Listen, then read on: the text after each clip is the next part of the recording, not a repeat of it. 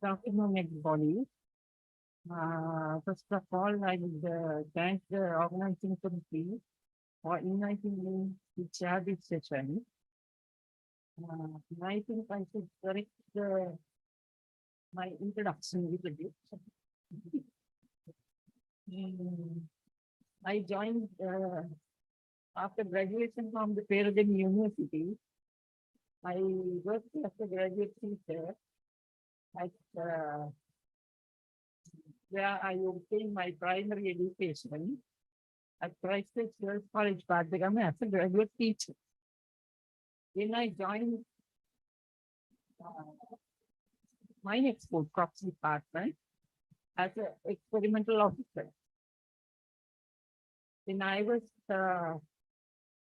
given the RO post in 1981. Like that. Then that's my beginning of the career in the export and cyber department.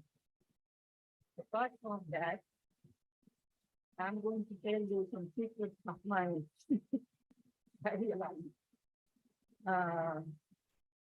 I got a very rare opportunity in 1993, where I did my PhD research at Cotton Station. I was given a chance to meet the Queen Elizabeth II and just talk few words with her. That's one of the great opportunities I obtained in my career life. Again, in 2002, I received the presidential award regarding the pepper virus research work I conducted during my career life. That's all. I am Peradeniya Bissell. When you call me in similar, I am Peradeniya the Silva. Right. Let's start the session now. This is plant fiction session. There are three speakers. Mr. Rohana Vijayakon, my ex-colleague, and Sira Dinesia Kodituaku, she is also my ex-colleague in the division. And this is Madurang. Well, I just wanted to call upon Mr. Rohana Vijayakon to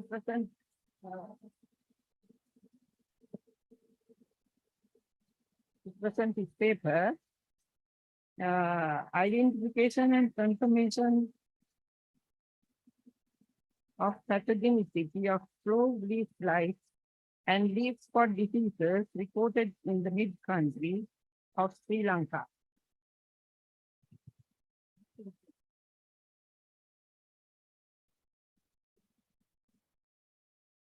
Good afternoon, everybody. My topic is identification and confirmation of the causes of cloud leaf blight and leaf spot disease reported in the mid-country of Sri Lanka.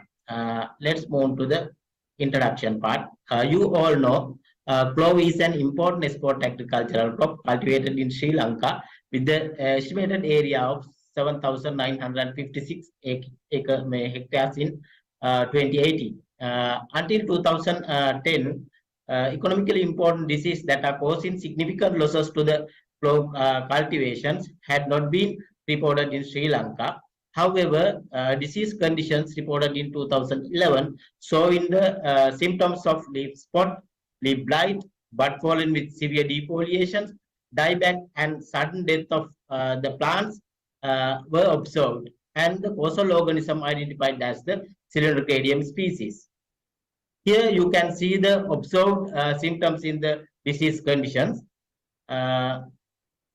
The symptoms of leaf spot can be commonly seen in all the clove plantations, typically without causing the significant economic losses, while in presence of leaf blight symptoms, leads the defoliation, result in the significant economic damage. With that scenario, aim of the my study is to identify and confirm the pathogenicity of claw leaf spot and claw leaf blight, as well as to investigate the pathogenic variations of claw leaf spot and claw leaf blight. Let's move to the materials and methods. Isolations of causal pathogens. The disease leaf samples exhibiting typical symptoms were collected from the infected claw fields in Kandy, Mathale, and Kegol districts. And these leaf sample analyzed in Plant Pathology Laboratory, Central Research Station, Department of Export Agriculture, Mathale. Pure cultures of causal pathogens were isolated on the PDA medium, and subculturing was done on PDA to maintain the pure cultures of the isolated pathogens. Let's see the pathogenicity test. To confirm the causes of claw leaf spot and claw leaf blight, phosphorus stimulation was followed with the two different fungal cultures of Siluricadium species and fungal culture similar to the Coletricum species. Here, two different Siluricadium cultures designated as the Siluricadium A and Siluricadium B.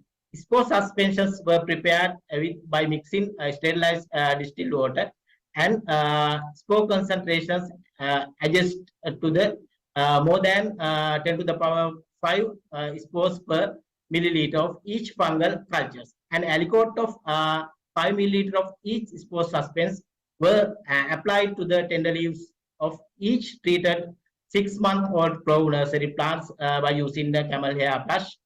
5 replicates maintained for the each treatment, and the disease development was observed for a period of 28 days. Here you can see the combinations of fungal isolate inoculate to the pathogenicity test. T1 is the Coletricum species, T2 is the Siluricadium A isolate, T3 is Siluricadium B isolate, T4 is the Siluricadium A and B, T5 is Siluricadium A and Coletricum, T6 is the Siluricadium B and Coletricum, T7 is Siluricadium A and B and Coletricum species, and T8 is the control. In here, in control, sterilized distilled water were inoculated. Let's see the quantifications of the disease severity. Disease severity was quantified by using the following disease severity index. That index prepared based on the size of the necrotic patches associated with the leaf blight symptoms. Here, more than half of the inoculated leaves showed the necrotic patches, give the disease severity 100%, and it categorized as the high severity. And more than more than quarter of the inoculated leaves showed the necrotic patches, give the 50% severity, and it categorized as the medium severity.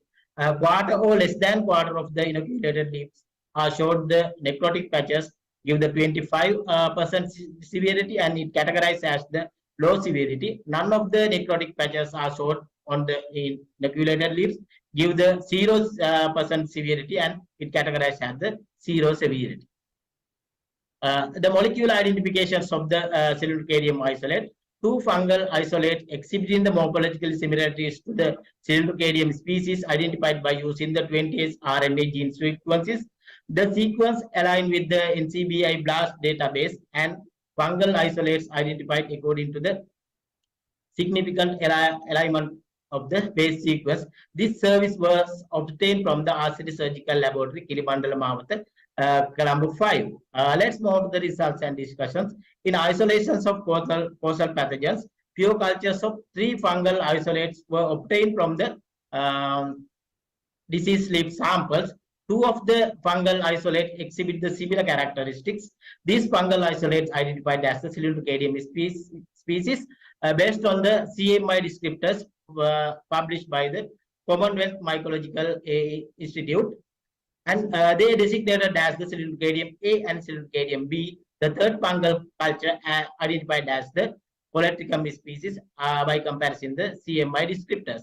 Here you can see the macroscopic view of the 2 different Siluricadium isolate. Here you can see the microscopic view of Siluricadium A and Siluricadium B isolates. In pathogenicity test, the quantification and the quantification of the disease severity, T2 and T5 showed only the cloud spot symptoms, and only Cylindrocranium A was re-isolated from the disease leaf samples of these two treatments. T3 and T6 showed only the leaf blight symptoms, and only the Cylindrocranium B fungal isolate were re-isolated from the disease leaf samples of these two treatments. T4 and T7 manifested the typical symptoms of both flow leaf spot and flow leaf blight symptoms, and Cylindrocranium A and Cylindrocranium B isolate were re-isolated from the disease samples of these two treatments. T1 and T8 did not show any typical symptoms of flow leaf spot and flow leaf blight. So, Polytrichum species could not be re-isolated from the any treatments of the disease samples of flow leaves, and it's revealed and confirmed that the flow leaf spot is caused by the Cylindrocranium A isolates and flow leaf blight caused by the Cylindrocranium B fungal isolates, and Polytrichum species did not involve in the symptoms of the of either flow leaf spot and flow leaf blight. Here you can see the disease severity. Here T4 and T7 shows the high disease severity. T3 shows the low disease severity, and T6 show the medium disease severity. And it revealed that T4 and T7 shows the high disease severity. That means the in presence of both Cylindrocranium A and Cylindrocranium B shows the high disease severity. T3 is showed the low disease severity. That reveals that the Cylindrocranium B only caused the low disease severity. This indicates the presence of both flow leaf spot and flow leaf blight leads to the high disease severity, while the absence of flow leaf spot result in the lower disease severity. This is an important finding in presence of pathogenic variation between the two different Cylindrocranium isolate, and this piece of information is very important because this is not has been reported previously in Sri Lanka, and it is very important to effective disease management and to guide the growers and other stakeholders of flow cultivations. When presents the both flow leaf spot and flow leaf blight observed in the fields, it is necessary to follow the recommended management strategies. However, only flow leaf spot presence in the flow field, it does not cause the significant economic loss. Let's see the results of molecular identifications of Cylindrocranium isolates. Cylindrocranium A fungal isolate showed the 90.83% alignment with the Cylindrocranium retinue, while Cylindrocranium B fungal isolate showed the alignment over with 90% of Calnotria species. This alignment based on the comparisons of base sequence obtained from the 20S RNA gene sequencing by using the NCBI BLAST database. And it revealed that Cylindrocranium retinue is the causal organism of flow leaf spot, while Calnotria species is the causal pathogens of the flow leaf blight. Let's move on to the conclusion. Fungal isolate that are morphologically similar to the Cylindrocranium species were confirmed as the Cylindrocranium retinue causing the flow leaf spot, and Calnotria species causing the flow leaf blight based on the molecular characterization using the 28 RNA gene sequencing and subsequently aligned with the NCBI BLAST database. And it shows the pathogenic variations among the Cylindrocranium isolates. The disease severity is higher when both flow leaf spot and flow leaf blight symptoms are present in same flow plants. And stakeholders involved in the flow cultivation should be aware about the if in presence of both clowley spot and clowley blight, and it should be implemented the appropriate management strategies to minimize the economic losses. Here you can see the my major references. With that, I conclude my presentations. Thank you.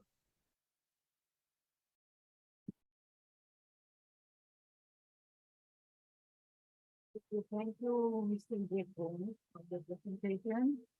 And now the paper is taken for the discussion. Any queries, please ask from Mr. Jacob.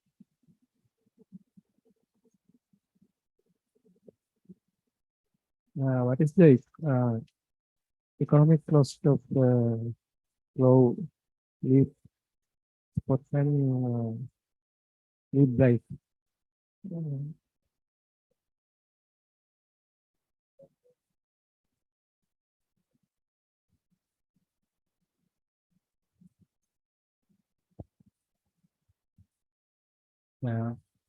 Flow leaf spot can tolerate by the plant. Therefore, the economic loss is the minimum. And however, if present in the leaf blight, it leads the deposition and death of the plant. Leaf blight is more severe. Yeah, more severe. But however, in presence of both symptoms, the severity is high. Yeah.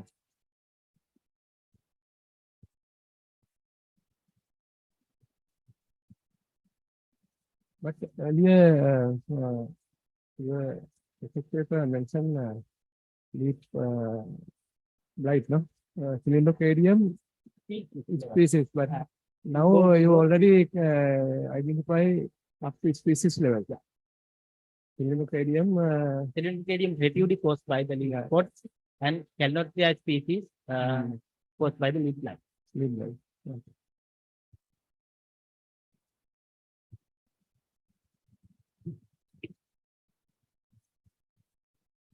Any other queries? Well,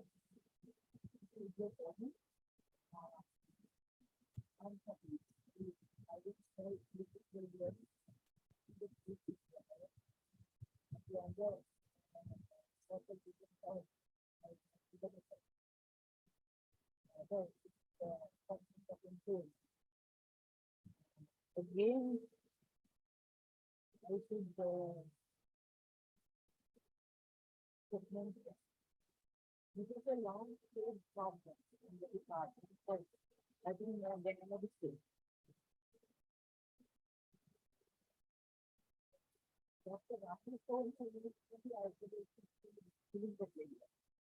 Those days we are always hearing cylindrocadium. Yeah.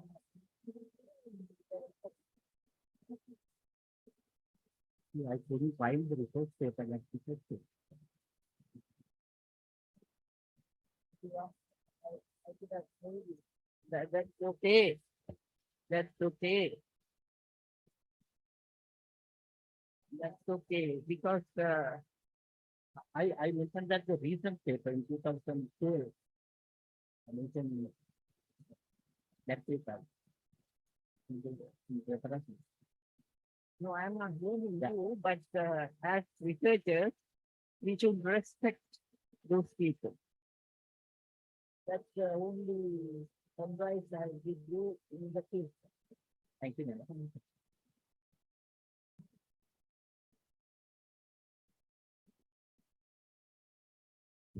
What is the control measures for leaf ball disease of clove? Actually, at that now we have disease management package for controlling the clove leaf spot and clove leaf blight. Actually, clove leaf blight. One thing is the field sanitary practices, and other than the sanitary practices and follow the recommended good agricultural practices for the clove. Other than these cultural practices, we have already recommended two fungicides. One is the carbendazim as a foliar application. Other one is the thiophanate. Those are the control measures of flow leaf spot disease.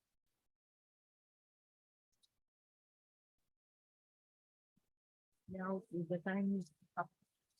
Okay, thank you.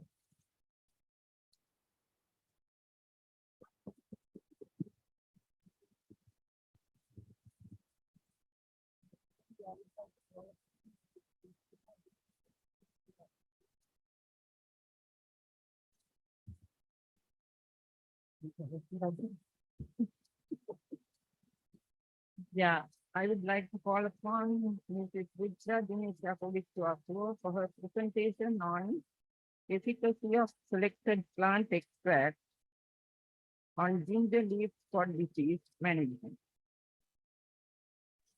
Mrs. Vidya.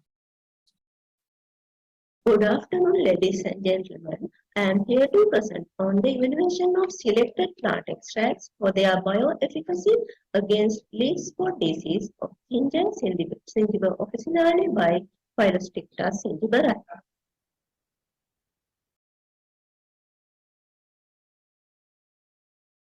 Ginger is a vital spice in the family Singiberaceae and it is important as a medicine and used in salted ginger production and in beverage production also. In the world, the ginger production faces numerous challenges due to various diseases. The spot caused by Phyllosticta singiberi poses a severe threat. Good afternoon, ladies and gentlemen. I am here to present on the evaluation of selected plant extracts for their bioefficacy against leaf spot disease of ginger Singiber officinale by Phyllosticta singiberi.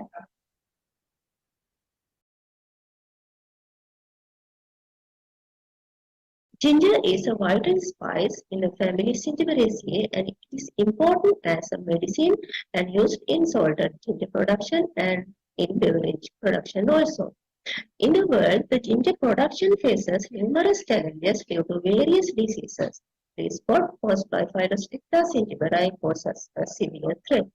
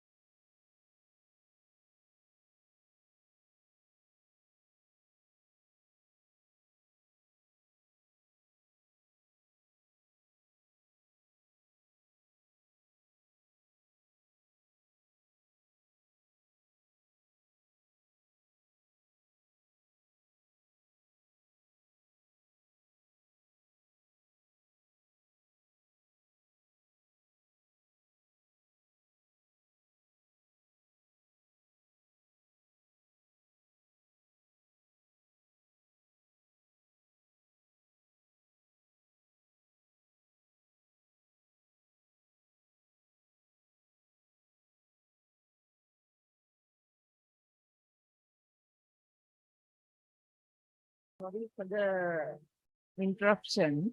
There is some problem, technical matter with Ruchira's presentation. So now we go on to the third presentation. I'm happy to call upon Mrs. Sirimavo for her presentation, a comprehensive study on the disease progressive pattern and yield loss by cancer incidents in cinnamon. Mrs. Sirimavo.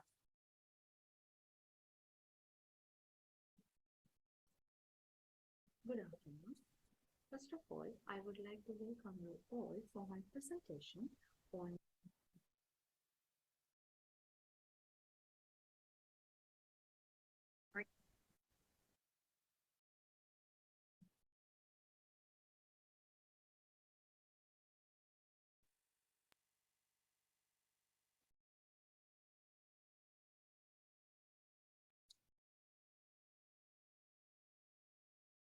Good afternoon. First of all, I would like to welcome you all for my presentation on impact of stem cancer on yield loss and disease progressive pattern in cinnamon. I am HMT Madarani. First, the introduction. Initially, I will answer to general question arises, what are the stem cancers? Actually, stem cancer is an uncontrolled growth of cells in cambium tissue, which is responsible for producing anomalous cell growth. In hardwoods, we could find different types of cancers, and the causing factors for these cancers are also in a broad range. So some of these factors are mechanical damage, then damages due to insects, fungal and bacterial infections, then chemicals or unfavorable climatic conditions. So when considering the cinnamon stem cancers, also called as cinnamon stem cancers, have become one of the challenging problems in the industry. It is because the bark is the most precious part obtained from the cinnamon plant. In the presence of cancers, peeling and rubbing processes become difficult and time-consuming. Continuous peeling is disrupted, and in cases of severe conditions, the bark has to be removed as chips, which is a less valuable final product. So these days, different types of stem rubbing machines are invented, but if the stems are highly defected with cankers, these machines are no longer effective in the process. And finally, stem canker infestations negatively affect the productivity and efficiency of the entire cinnamon industry. When considering the objective of this study, it is to identify the appearance changes, to study development and its impact on quality and quantity of peeled bark with time in cinnamon. Then the methodology. So this study was conducted in National Cinnamon Research and Training Center, Peradeniya, Sri Lanka, and under the symptomatology and developing a disease progress curve. First, 26 cinnamon plants with 35 initial stem canker symptoms were selected and labeled from the premises of NCRTC. Then, symptom development of cankers of the selected stems were observed.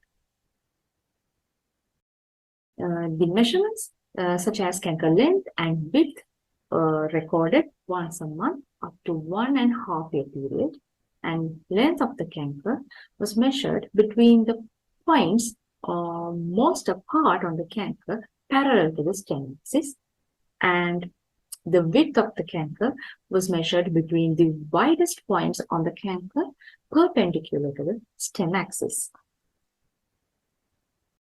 Then developing the correlation matrix between the canker length and percentage bark weight loss.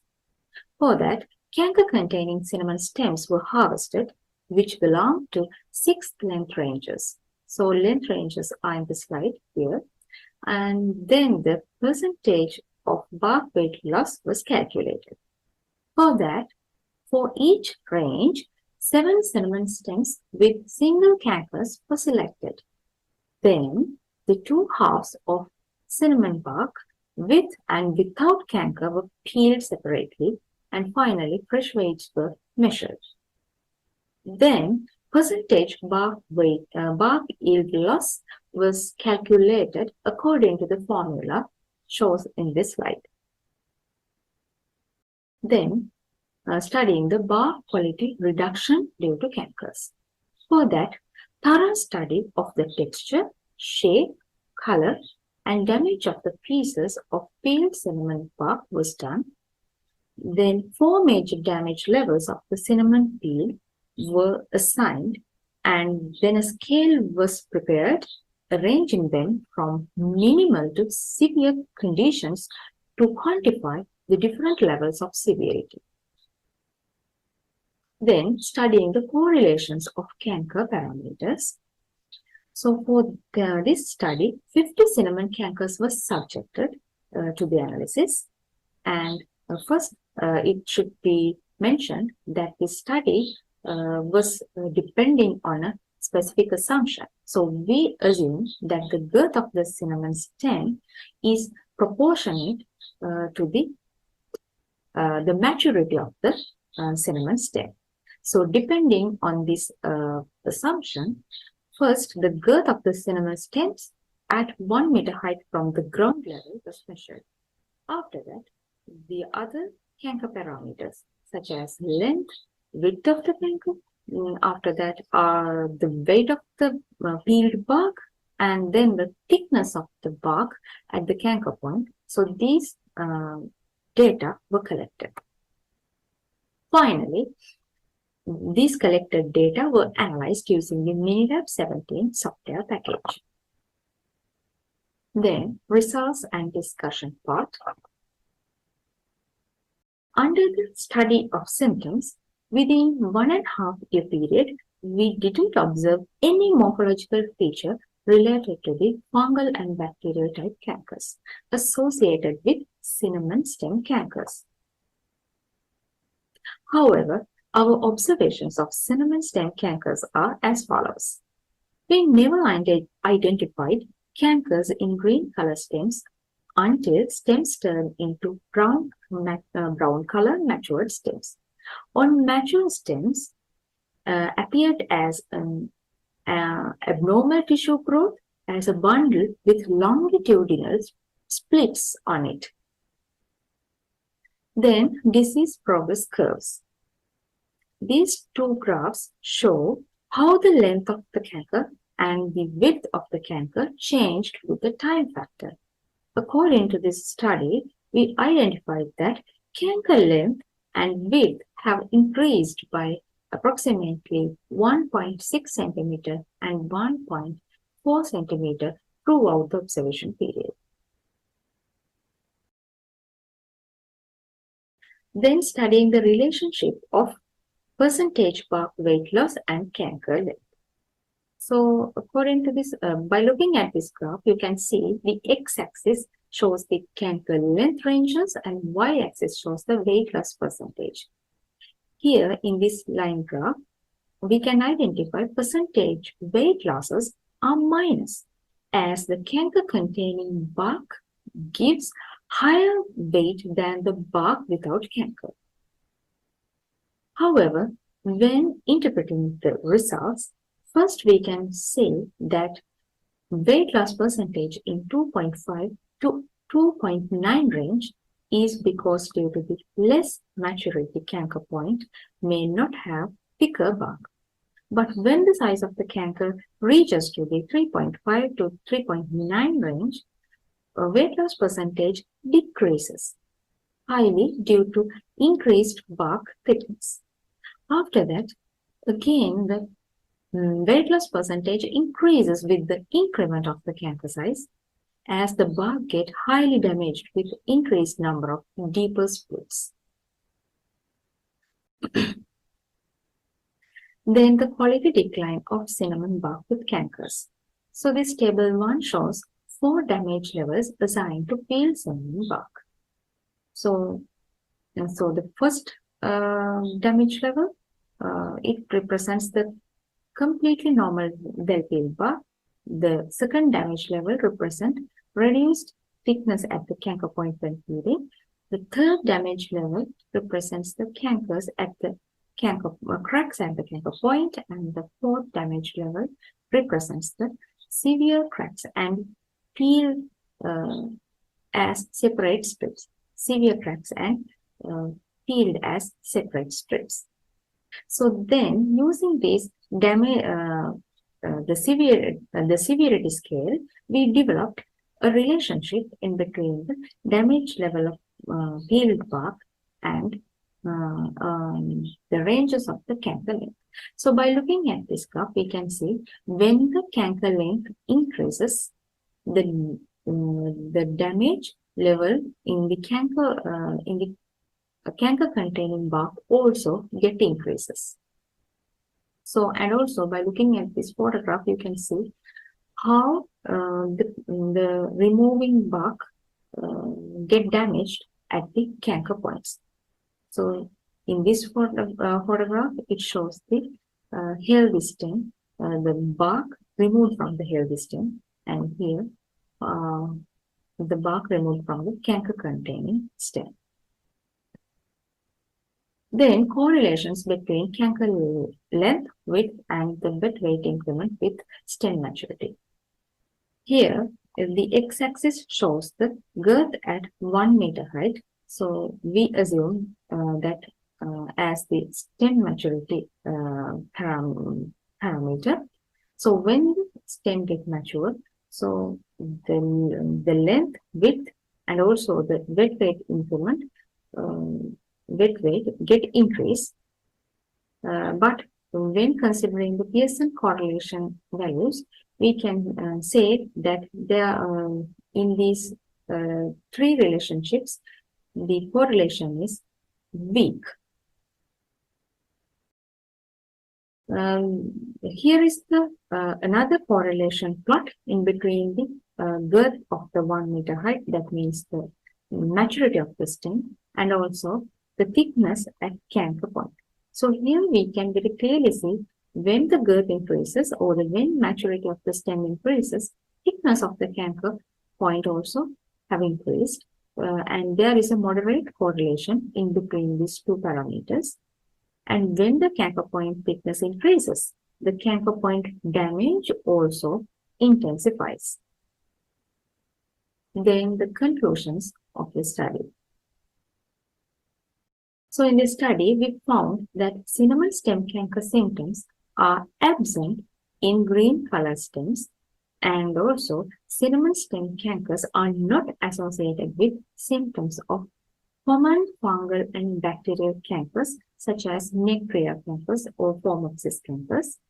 Then when considering the disease progressive pattern, the dimensions of cinnamon cankers gradually increases with time, and when the cinnamon stems get mature, proportionately canker thickness also get increased, and when the dimensions of the canker increases, inverse proportionately bark quality get decline.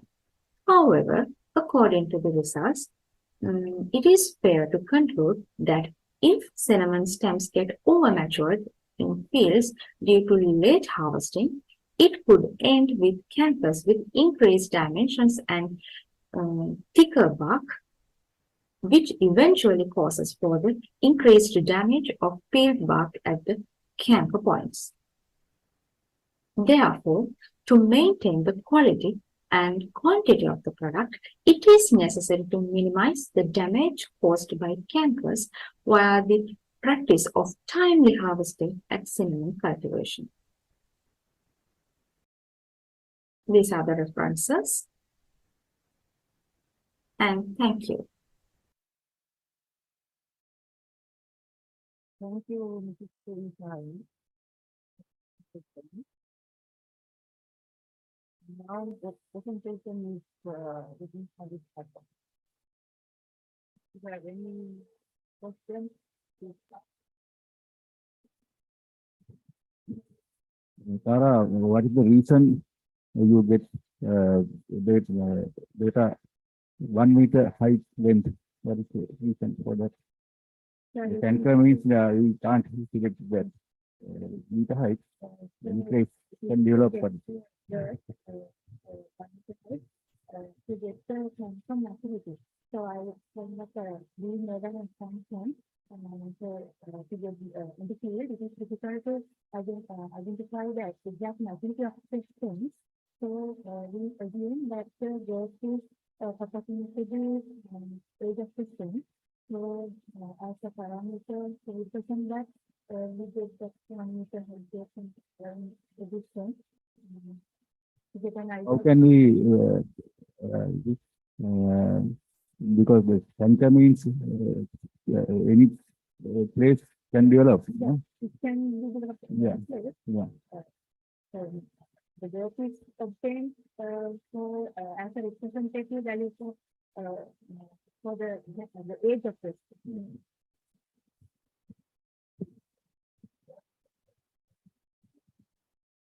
Madam, exactly, we haven't identified the source. So in this study also, my ambition is that we are observing cancers for 1.5 year period. So if it is a fungal fossilized or the cause is a bacteria, then there should be some specific physical symptoms. If it is a bacteria, the fossilizing, yes. But there should be a reason for that person. So now literature also you can find anything. Madam, depending on the literature, I found several factors, but also we observe whether this is fungal or bacterial. So up to now, it's not exactly safe, but according to the appearance changes and the symptoms, we can say that the fossilization should not be the bacteria or fungi. So sometimes disease it is actually a disease. Sometimes insect attacks damages at the same also means also that kind of I mean that it is not occasional sometimes. So sometimes genetically some plants get that kind of taking nature. However, exactly. Are there any other species what like this in India?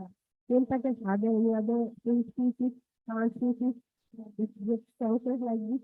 Normally, madam, before the maple, these trees also have different types of cancer. So, nuclear cancer, stomach cancer, they are very common, but these cancers, there is a social relation. Stomach cancer is found as a social relation, but here you cannot identify. Yeah. The one clarification. In your graph, can I see the graph back?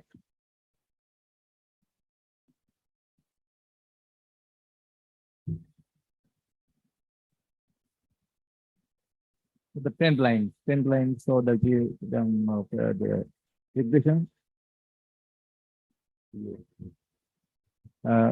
might be the simple question. I need the clarification. In this trend line, the relationship, instead of R, how about the R square?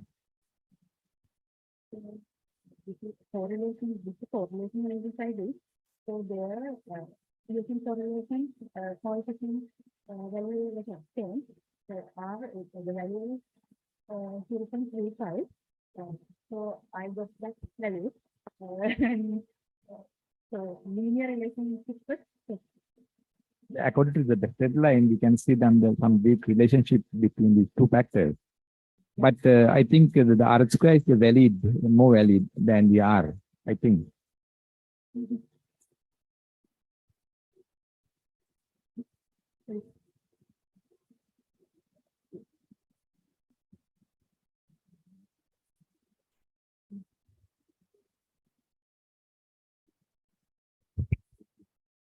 I think as I remember, the alka should be in this trend line, according to the trend line, should be more than 5.5. Is it? Can't exactly say, sir, but usually we accept that if it is more than 0.4, we can accept. But in some cases, even 0.2 is also accepted.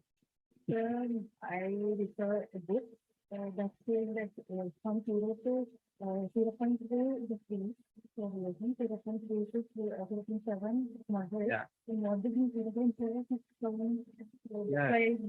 that You mean R or R square?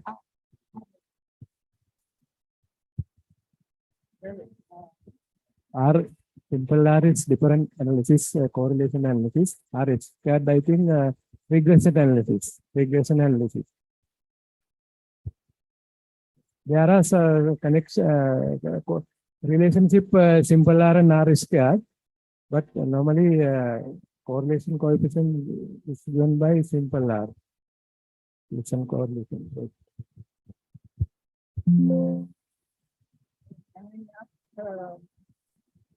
some clarification. Okay.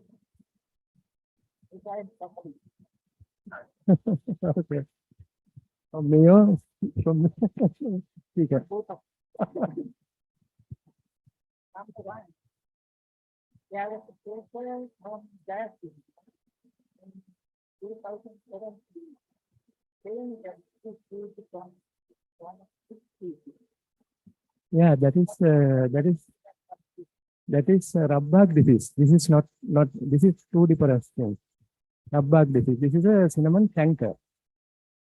That is Rabbag disease. Rabbag disease of cinnamon, but that also change that form of this. Not only form of this, but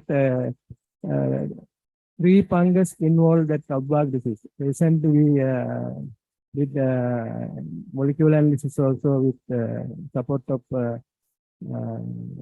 Peradeniya University, it says three fungus involved to Rabbag disease. But this case is different, not Rabbag disease. Yeah. Yeah, still live. Something just there.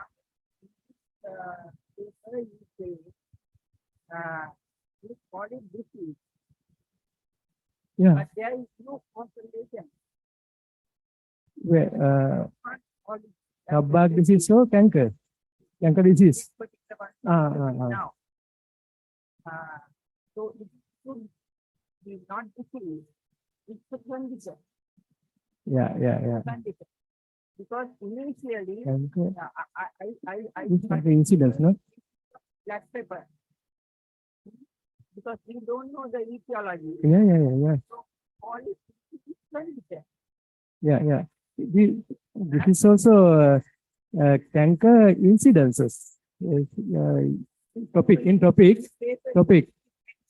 Not disease. Canker, not canker disease. Canker incidences. We meant.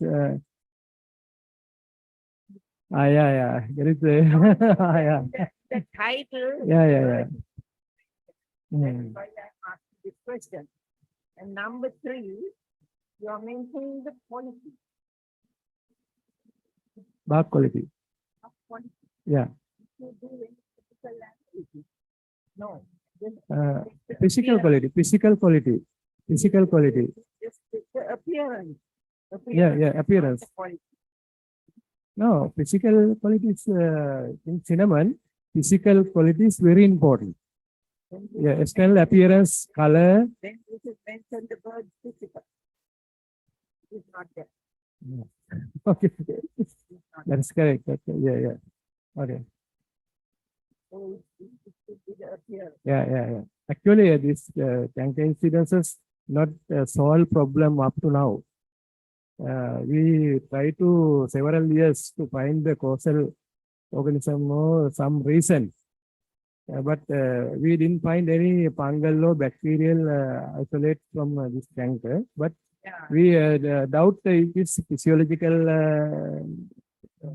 changes or some other things.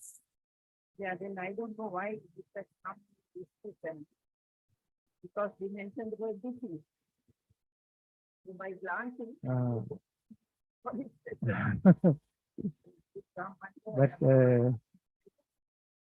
But it is very like to effect of disease of pest attack. That is why we consider in this canker incidences, before clarifying the causal agent, we put in pest and disease section. This canker incidence also.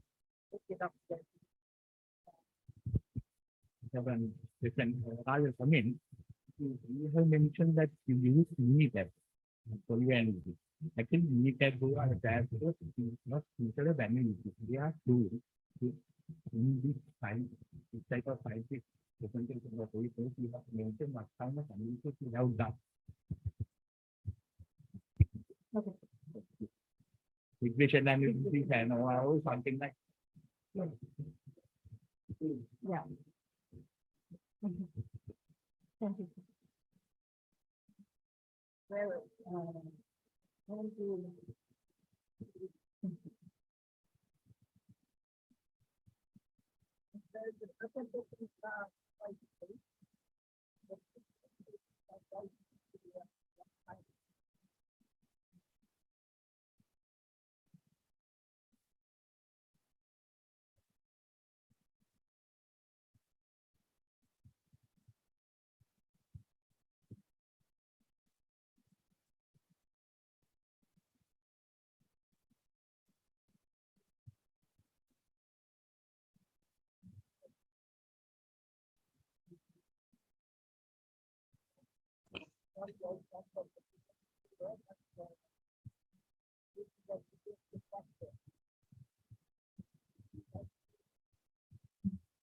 In the previous instruction, we have to allow our Uttira to do the presentation. Okay.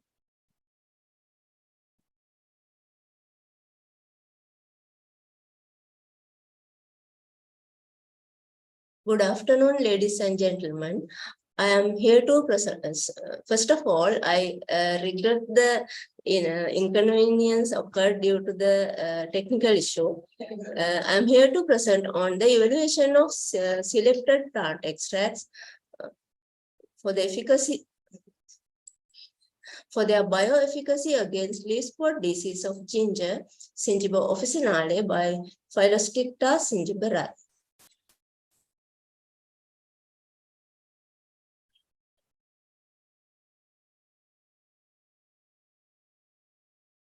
You all know that the ginger is a vital spice that belongs to the family Singiberaceae. That is important as an spice and medicine, and it is used in production of salted ginger and in beverage making also. In the world, the ginger production faces numerous challenges due to various diseases. Among them, the leaf spot disease caused by Phyllosticta zingiberale poses a severe threat.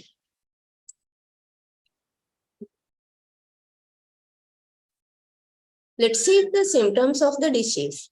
Initially, the disease appears as water-soaked spots and later turn as white spots surrounded by dark brown margins and yellow halo. The lesions gradually enlarge and merge, forming necrotic areas. The disease spreads through rain splashes during intermittent showers. Here you can see clearly the symptoms of the disease. The current chemical recommendation for the management of the disease is the application of 1% borax mixture. But in this research, the suggested option is the application of plant extracts that is based on previous evidences on antimicrobial activities of various botanicals against plant diseases.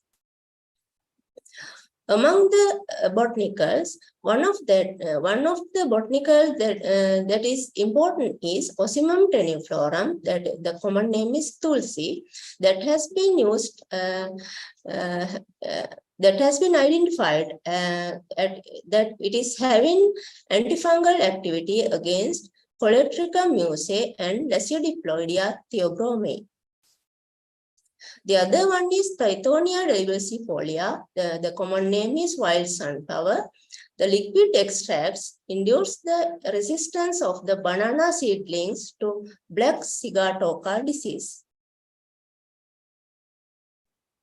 The other one is Lantana camera. The plant extract have significantly reduced the coefficient of infection of Puccinia triticina in wheat, causing leaf rust disease. So in this research, my objectives are to assess the bioefficacy of 3 bioagents, Osimum tenuiflorum, Lantana camera, and Tithonia diversifolia against Phyllosticta zingiberi, and to compare the action of 3 botanicals with current chemical recommendation of 1% borax mixture in management of ginger leaf spot disease. Let's see the method. The experimental location was Central Research Station, Department of Sport Agriculture, Mathale. The research duration was 1 year. For this experiment, was carried out in pot-planted ginger, and potting material was non-transparent white color polythene, and the department recommended potting mixture was used after solarizing for 1 month. The experimental design was RCPD with 3 blocks and 3 replicates. Before planting, the ginger seeds were treated with trichoderma talc-based formulation, and after planting, all the agronomic practices were conducted according to the Department of Agriculture, Export Agriculture recommendations. For the preparation of botanical extracts, Lantana camera, Osimum tenuiflorum, and Tithonia diversifolia were used. Here is the method of making the extractions. Healthy leaves, tender shoots, and flower buds were taken, washed, rinsed, and cut in small pieces, air dried until a crispy nature is gained. Then grinding was done. 10 grams of powder was incorporated with 100 ml distilled water and left for 5 hours. Filtering was done, and the resulting 10% solution was used for spraying. In the process of application, the hand-operated mist blower was used, and the spraying was carried out at the onset of the day. And first spraying was done 1 month after planting seed ginger, and it was continued at every 2 weeks intervals until the crop is ready to harvest.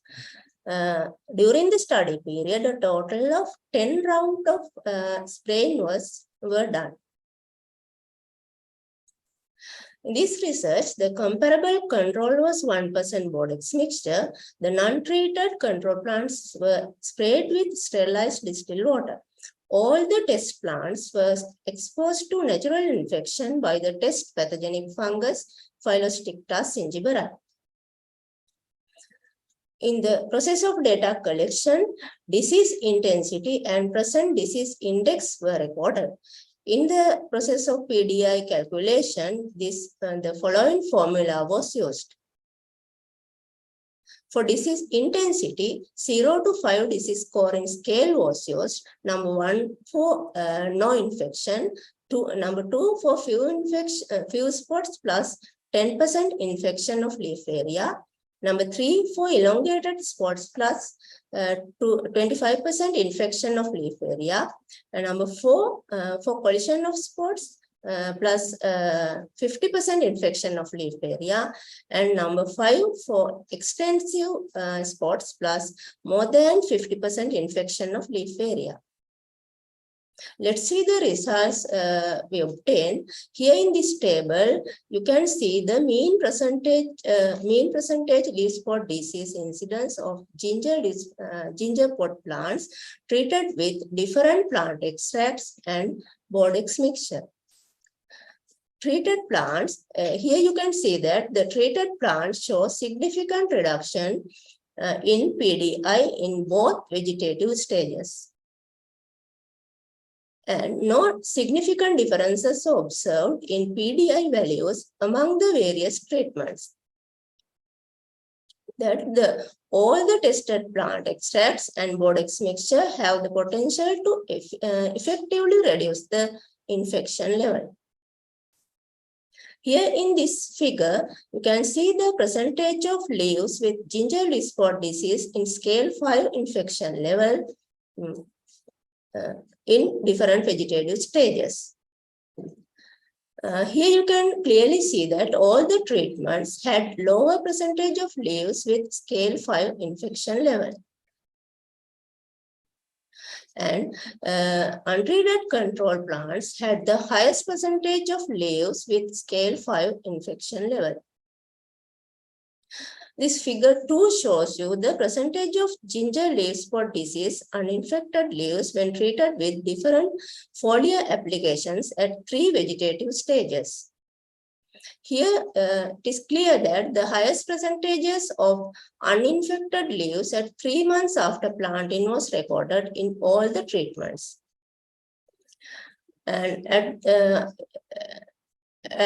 after 7 months after planting, you can see the Osimum, Lantana, and 1% Bodex mixture treated plants have recorded the highest percentage of uninfected leaves. According to the results, the application of distilled water extracts of 3 botanicals effectively managed ginger leaf spot disease caused by Phyllostricta zingiberi. And PDI recorded in plants applied with all the 3 botanicals and Bodex mixture were significantly lower than the untreated control plants. Let's see the results in line with past findings. It has been found that by earlier research, the extracts of Lantana camara have significantly higher disease control efficiency in leaf rust disease of wheat. And in extract of Osimum teniflorum, it has been found that there has been an antibacterial activity against Ralstonia solanacearum, the causal agent of bacterial wilt in potato. It also has been found that the extract of Tithonia diversifolia has been identified as a potential source of natural biopesticides against rice seed-borne pathogens. With all that, I can conclude the management of ginger leaf spot disease caused by the fungus Phyllostricta zingiberi can be effectively achieved through the application of 10% aqueous extracts derived from 3 plant species, namely Lantana camara, Osimum teniflorum, and Tithonia diversifolia. According to the PDI, 1% Bodex mixture and all the tested plant extracts successfully reduced the infection level of the disease. Here are my key references used for this research work. Thank you very much for your patience.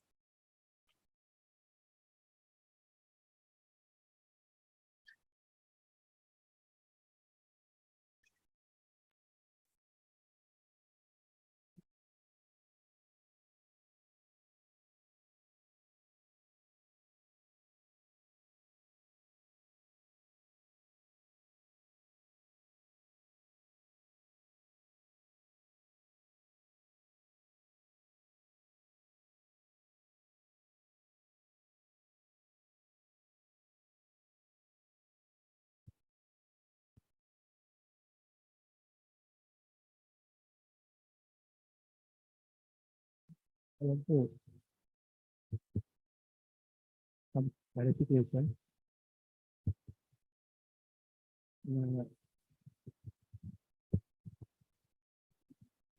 What is the application frequency of that herbal 2 weeks interval? How many times? 10 times. Yeah. What is the suitable stage? First application. This is appearing now before that. Yeah, in this first attempt, I started the application of botanicals after 1 month after planting. This is. Yeah, with no seed. But as a second step, I have already started the because to continue that, there I'm going to plan and planning to start the application after appearing of the research center.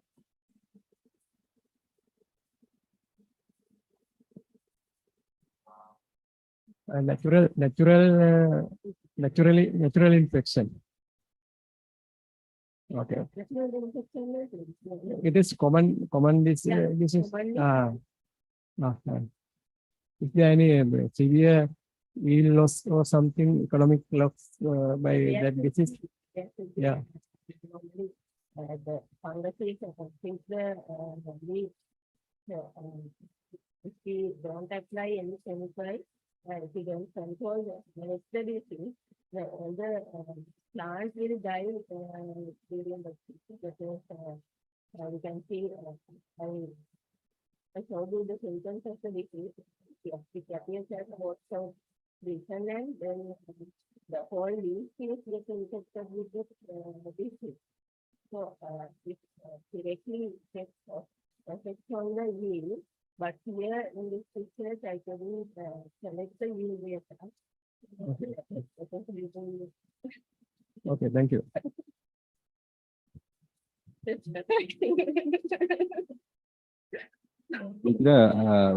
What is the storage time period duration after extraction?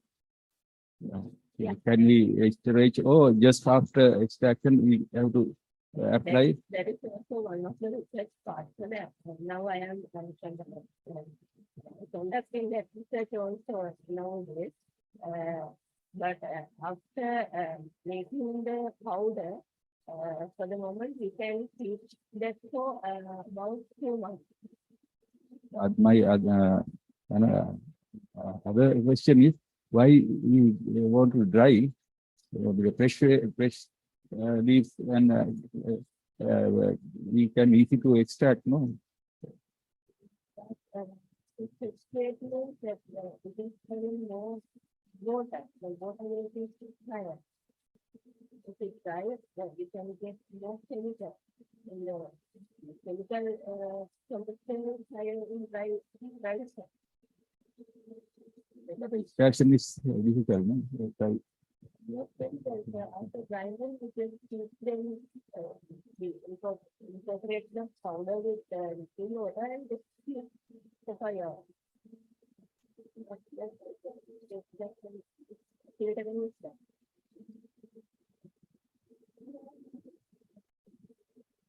Diameter for the moment, madam, I have checked for 2 months, but that's also I'm studying.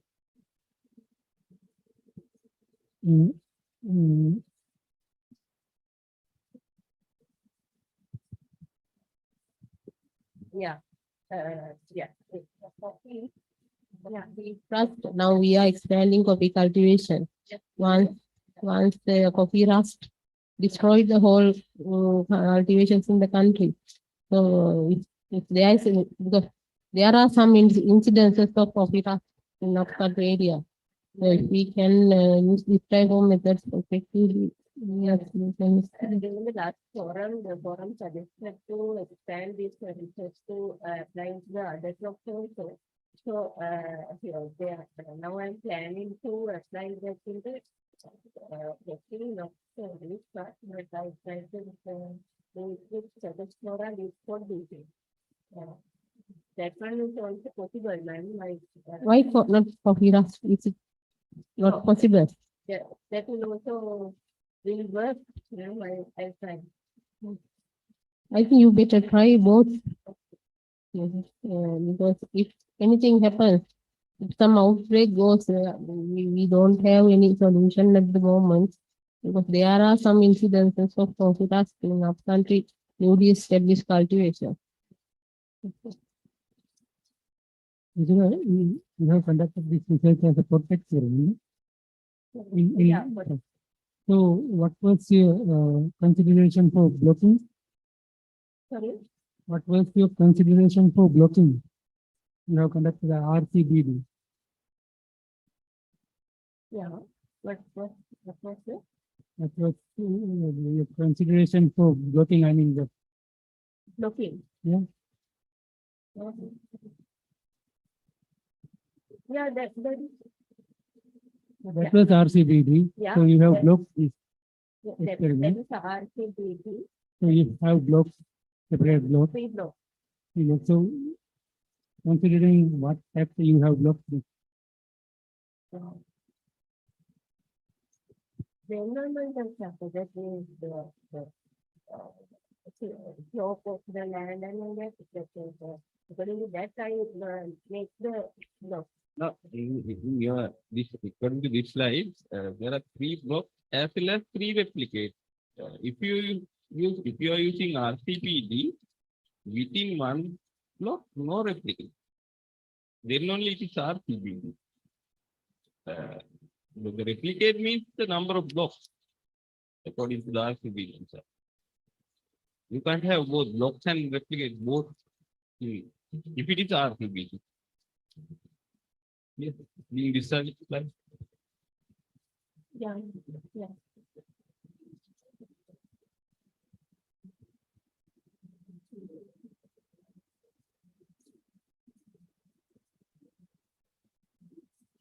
The three levels. That's the pot size. Yeah, you have three, the pot size is three, right?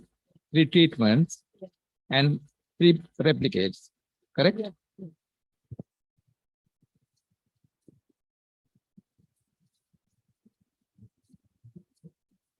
Yeah. I have one small question. You take here 7 hours shopping time. 5 hours. What is the reason for that? Why you select 5 hours? Do you have any other in literature it has been indicated there? Otherwise, you want to take a series of time. Yeah, that can also be done, but in literature, just mentioned that 5 hours shopping is enough. So,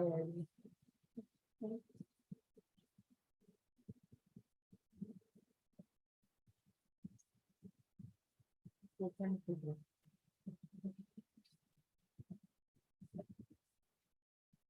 I think this is the second now. The first paper is from the celebration, and I am happy about that presentation because after a long time, we identified the water region up to the species level. So after knowing the species level, so this is control is little bit easier. And the second presentation, always concerning the third time, this is the presentation is that particular stage is little bit new to me. And I hope we can improve the research and continue on the sake of the The third one is the sediment paper. This is sediment. Well, one thing I'm happy about that. The control measure actually proposed it. Time and harvest. Time and harvest. If you harvest it with time, there will be no problem. But the problem is for the small farmers, time and harvesting is little bit difficult due to the sealer availability. So the department should have to do something for that.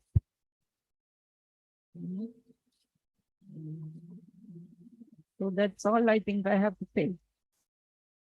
So thank you, everybody.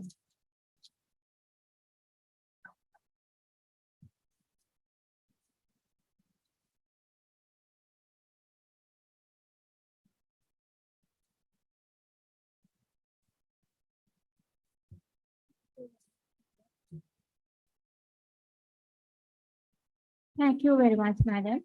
We are honored to have you as the chair. At the end of this interesting session of plant protection, we all deserve a good lunch. You all are invited to the lunch. Furthermore, we would like to remind you that we are a bit behind the schedule, so that we kindly request you to return and be seated at 2:30 p.m. so that we can start the final session. Thank you very much.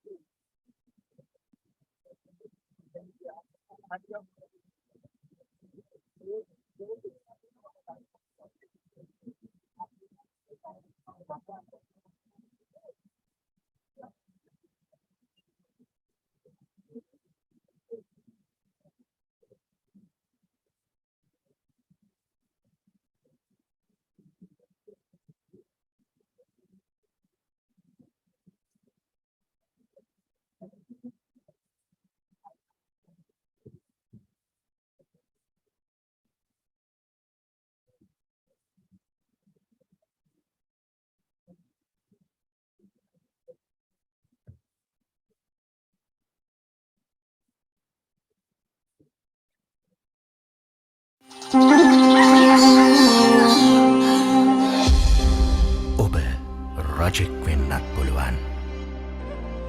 සමහර විට වෛද්‍යවරයෙක්, ගුරුවරයෙක්, නීතිඥයෙක් වෙන්නත් පුළුවන්. නමුත් ඔබෙත් මගෙත් කුසකිනෙනි වන්නේ ඔහුයි.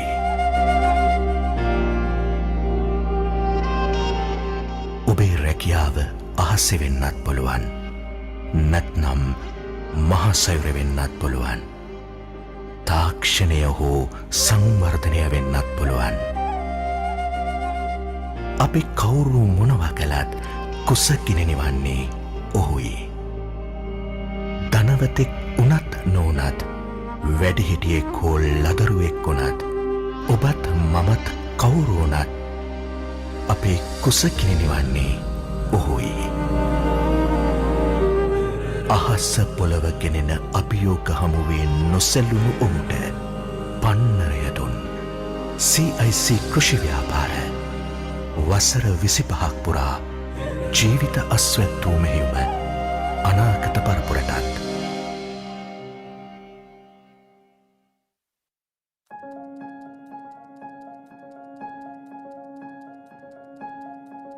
In the fast-moving world of international supply and value chains, we face big challenges. Big challenges that, when understood, can be made smaller, more manageable. At Control Union, we take a more rational approach to make this happen. We look at the how, the why, the when, and the where. We question not just what can be done to solve problems, but how to prevent them.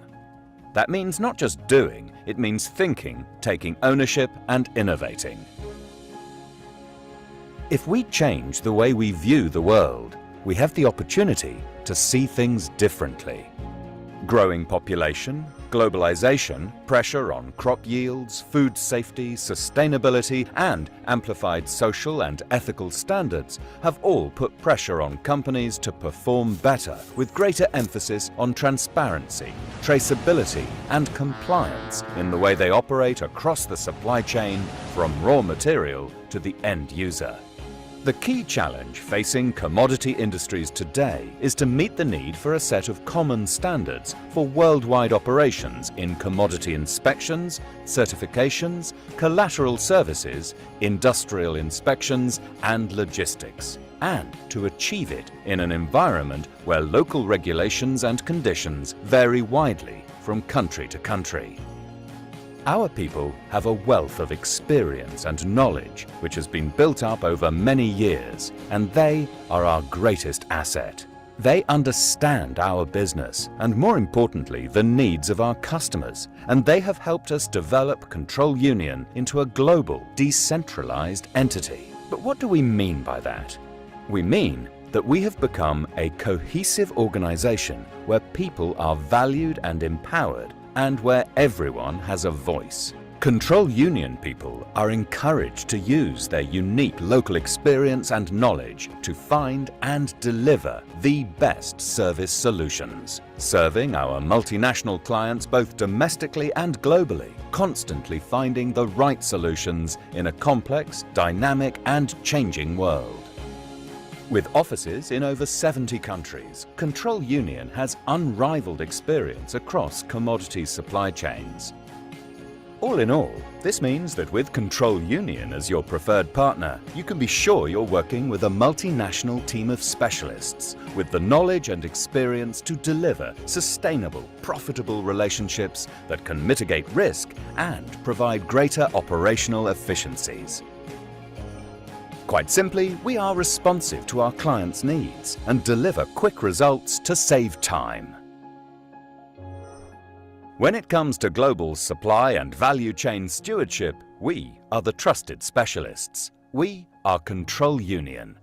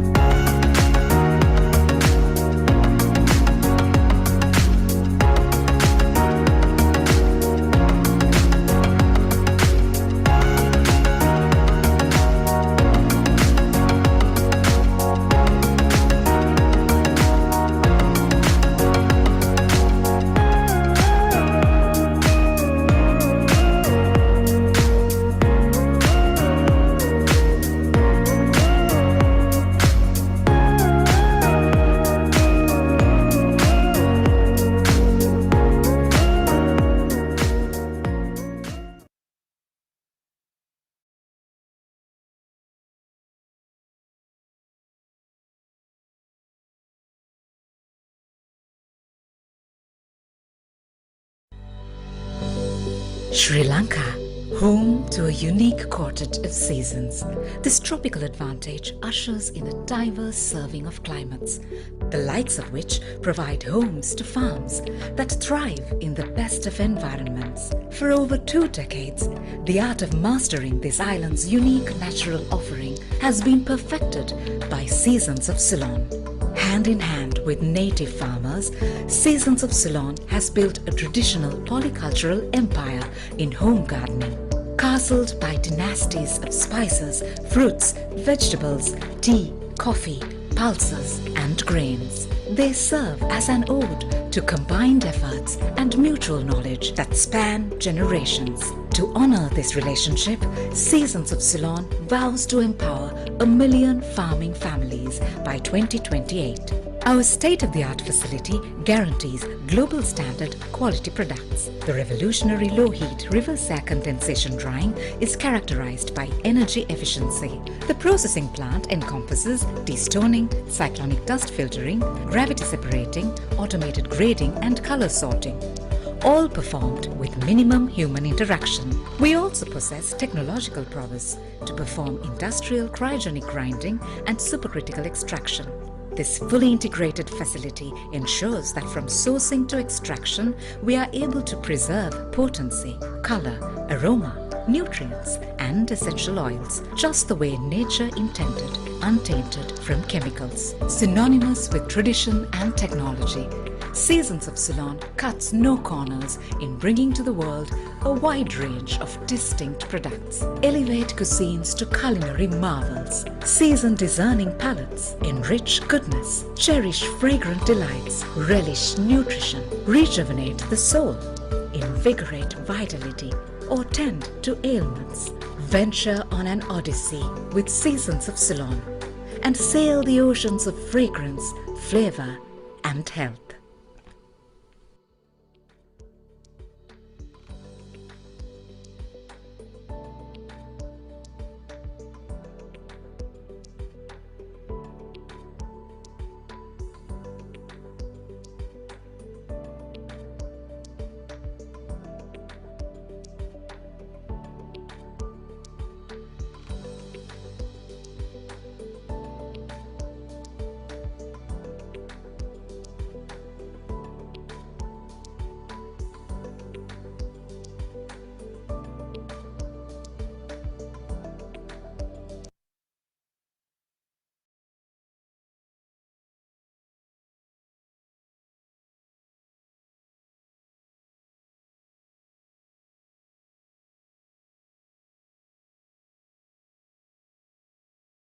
හදින් හද බැඳෙනා ලෙන්ගතු කමේ මුවින් මුව සරසනා පේකමේ මහ පොළොවේ පුදිනා රන්සාරයේ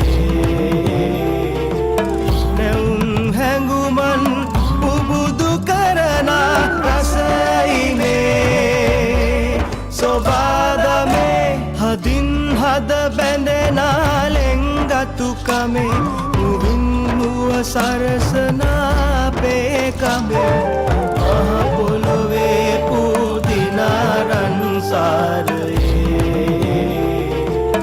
නැවුම් හැඟුමන් පුබුදු කරනා රසයිනේ සොබාදමේ නෙල්කෝ කුළුබඩු සහ ධාන්‍ය නිෂ්පාදන.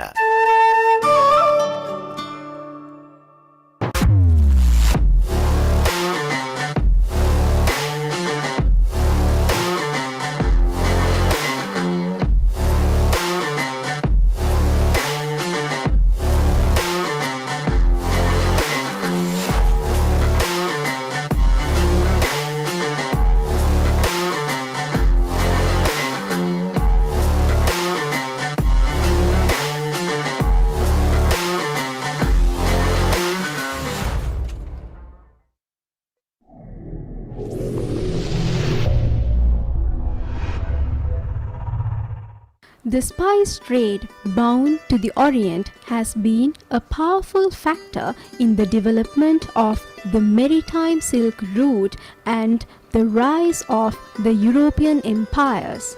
Since Sri Lanka is a marvelously enchanting island enriched with supreme quality spices since ancient times, it earned its reputation from both Arabian and European traders as a cherished treasure trove of aromatic wonders.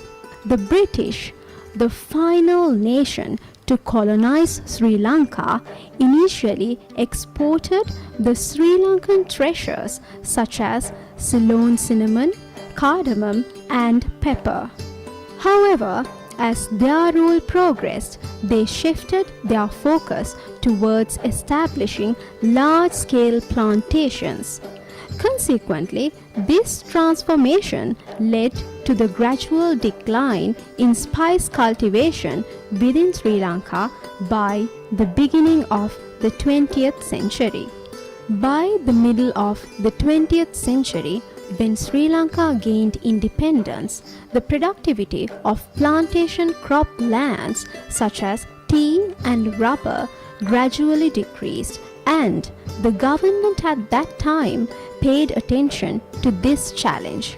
In 1968, the Sri Lankan government found the possibility of introducing crop diversification projects in the less productive tea lands.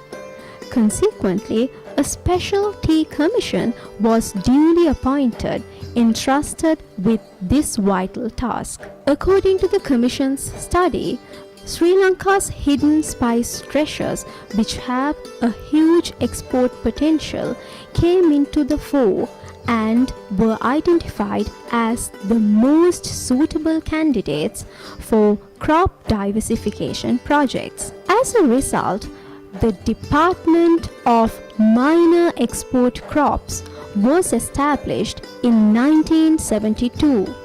Initially, the department was tasked with promoting a limited number of crops such as cinnamon, pepper, cocoa, coffee, and cardamom.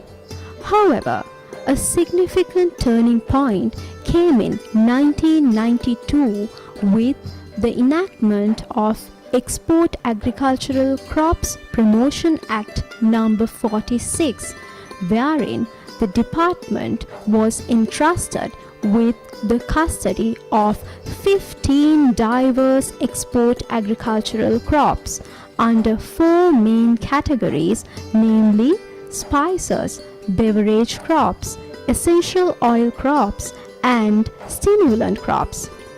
Furthermore, the department underwent a transformative name change, emerging as the Department of Export Agriculture in 1992.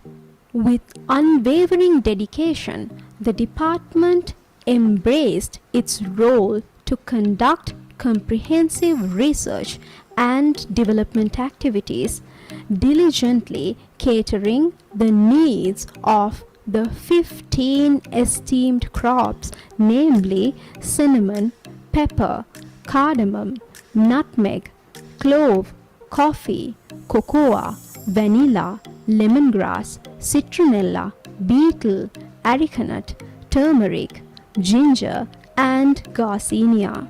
The Department of Export Agriculture, which mainly consists of research and development activities, is administered by a total of 65 scientific service executive officers working under a Director General who belongs to the Sri Lanka Scientific Service in special grade. The Export Agriculture Research Division is a remarkable entity operating under the guidance of a special grade Additional Director General of the Sri Lanka Scientific Service. The division comprises 3 main research entities: the Central Research Station in Mawatha, the National Cinnamon Research and Training Center in Mawatha, and the Intercropping and Beetle Research Station in Narammala. In addition, there are 5 other research units, including Plant Tissue Culture Research Station at Walpita, the Economic Research Division at the Department Headquarters, Gattambe, and 3 sub-research centers in Kundasale, Nillamba, and Dalpitiya. The research division also boasts the esteemed distinction of housing the sole National Spice Garden in Sri Lanka, which is located in Mawatha. A wide range of work on export crops related to agronomy, plant breeding, soil science and plant nutrition, pathology, entomology, plant production, and post-harvest technology are undertaken by this division. The Development Division of the Department of Export Agriculture consists of several subdivisions working tirelessly towards our goal. These include the district officers established in 17 districts covering all areas of the island, the In-Service Training Center at Mawatha, the Communication and Media Division the Business Counseling Unit, and the Progress Monitoring Unit located at the department headquarters in Gatambe. In the year 2022, the Department of Export Agriculture celebrated a momentous milestone, the Golden Jubilee, marking 50 years of exceptional achievements.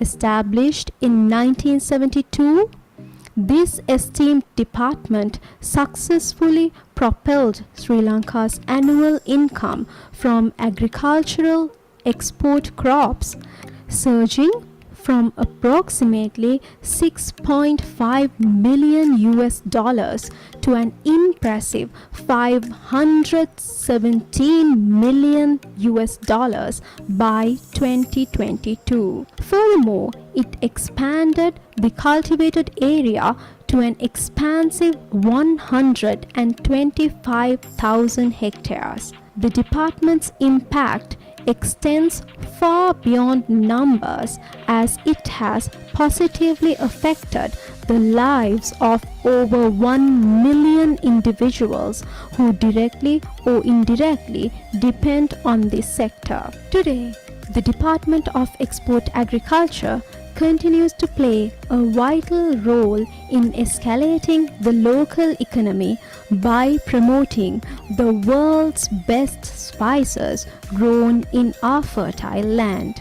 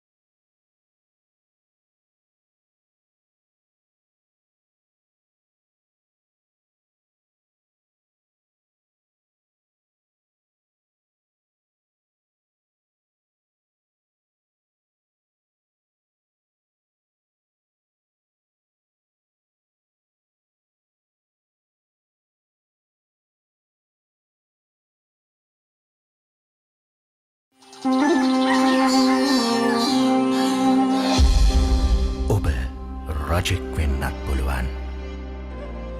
සමහර විට වෛද්‍යවරයෙක්, ගුරුවරයෙක්, නීතිඥයෙක් වෙන්නත් පුළුවන්.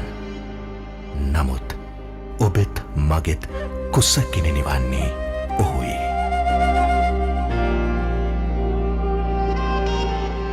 ඔබේ රැකියාව අහසෙ වෙන්නත් පුළුවන්. නැත්නම් මහසයුර වෙන්නත් පුළුවන්. තාක්ෂණය හෝ සංවර්ධනය වෙන්නත් පුළුවන්. අපි කවුරු මොනවා කළත් කුසකිනෙන වන්නේ ඔහුයි.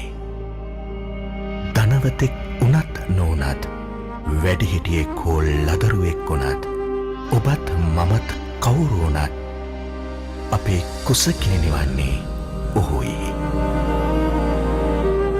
අහස්ස පොළව ගෙනෙන අභියෝග හමුවේ නොසැලුණු ඔහුට පන්නරය දුන් CIC කෘෂි ව්‍යාපාර වසර 25ක් පුරා ජීවිත අස්වැත් වූ මෙහෙයුම අනාගත පරපුරටත්.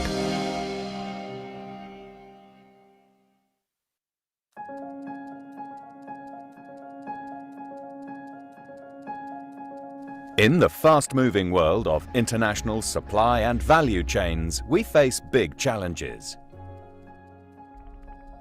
Big challenges that, when understood, can be made smaller, more manageable. At Control Union, we take a more rational approach to make this happen. We look at the how, the why, the when, and the where. We question not just what can be done to solve problems, but how to prevent them. That means not just doing, it means thinking, taking ownership, and innovating. If we change the way we view the world, we have the opportunity to see things differently. Growing population, Globalization, pressure on crop yields, food safety, sustainability, and amplified social and ethical standards have all put pressure on companies to perform better, with greater emphasis on transparency, traceability, and compliance in the way they operate across the supply chain from raw material to the end user. The key challenge facing commodity industries today is to meet the need for a set of common standards for worldwide operations in commodity inspections, certifications, collateral services, industrial inspections, and logistics, and to achieve it in an environment where local regulations and conditions vary widely from country to country. Our people have a wealth of experience and knowledge which has been built up over many years, and they are our greatest asset. They understand our business and, more importantly, the needs of our customers, and they have helped us develop Control Union into a global, decentralized entity. But what do we mean by that? We mean that we have become a cohesive organization where people are valued and empowered, and where everyone has a voice. Control Union people are encouraged to use their unique local experience and knowledge to find and deliver the best service solutions, serving our multinational clients both domestically and globally, constantly finding the right solutions in a complex, dynamic, and changing world. With offices in over 70 countries, Control Union has unrivaled experience across commodity supply chains. All in all, this means that with Control Union as your preferred partner, you can be sure you're working with a multinational team of specialists with the knowledge and experience to deliver sustainable, profitable relationships that can mitigate risk and provide greater operational efficiencies. Quite simply, we are responsive to our clients' needs and deliver quick results to save time. When it comes to global supply and value chain stewardship, we are the trusted specialists. We are Control Union.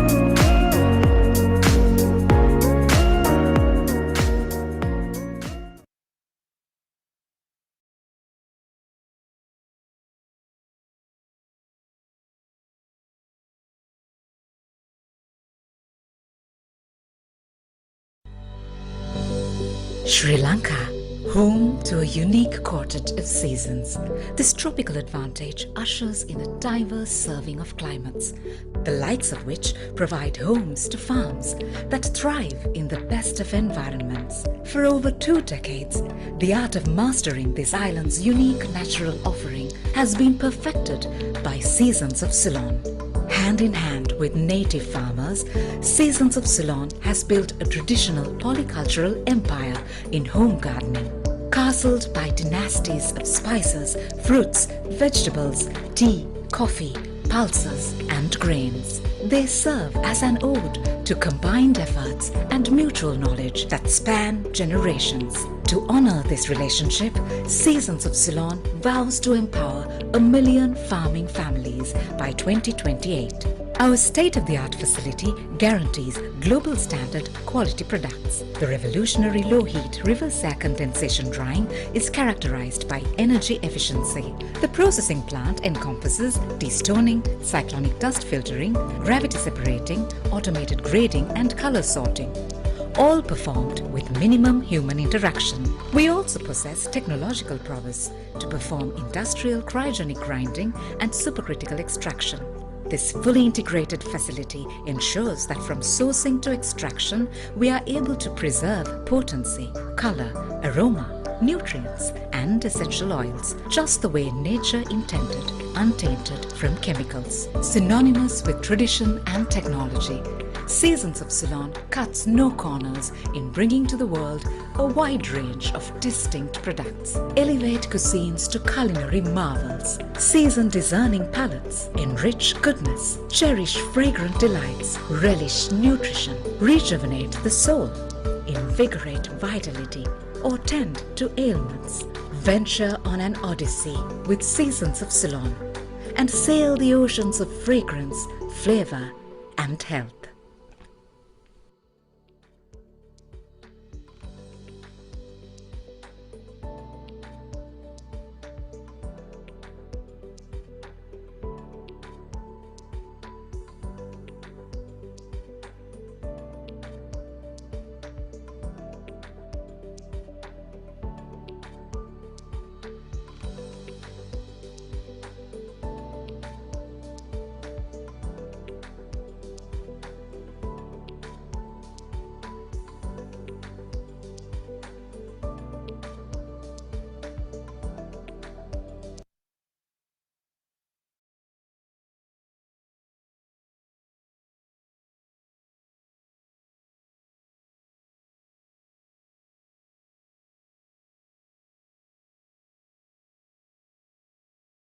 හදින් හද බැඳෙනා ලෙන්ගතු කමේ මුවින් මුව සරසනා පේකමේ මහ පොළොවේ පුදිනා රන්සාරයේ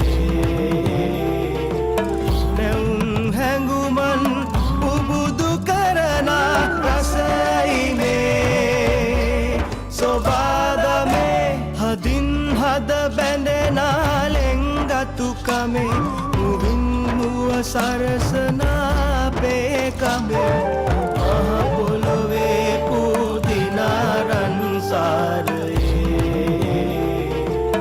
නැවුම් හැඟුමන් පුබුදු කරනා රසයිනේ සොබාදමේ නෙල්කෝ කුළුබඩු සහ ධාන්‍ය නිෂ්පාදන.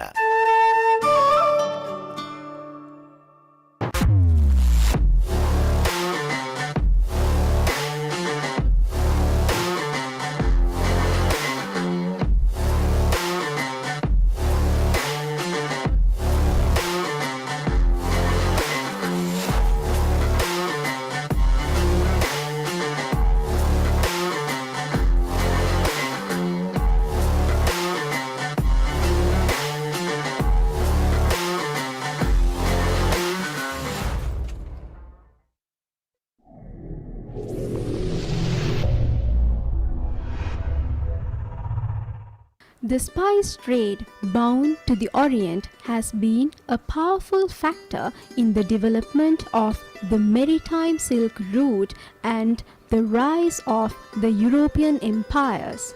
Since Sri Lanka is a marvelously enchanting island enriched with supreme quality spices since ancient times, it earned its reputation from both Arabian and European traders as a cherished treasure trove of aromatic wonders. The British, the final nation to colonize Sri Lanka, initially exported the Sri Lankan treasures such as Ceylon cinnamon, cardamom and pepper. However, as their rule progressed, they shifted their focus towards establishing large-scale plantations. Consequently, this transformation led to the gradual decline in spice cultivation within Sri Lanka by the beginning of the 20th century. By the middle of the 20th century, when Sri Lanka gained independence, the productivity of plantation crop lands such as tea and rubber gradually decreased, and the government at that time paid attention to this challenge. In 1968, the Sri Lankan government found the possibility of introducing crop diversification projects in the less productive tea lands. Consequently, a special tea commission was duly appointed, entrusted with this vital task. According to the commission's study, Sri Lanka's hidden spice treasures, which have a huge export potential, came into the fore and were identified as the most suitable candidates for crop diversification projects. As a result, the Department of Minor Export Crops was established in 1972. Initially, the department was tasked with promoting a limited number of crops such as cinnamon, pepper, cocoa, coffee, and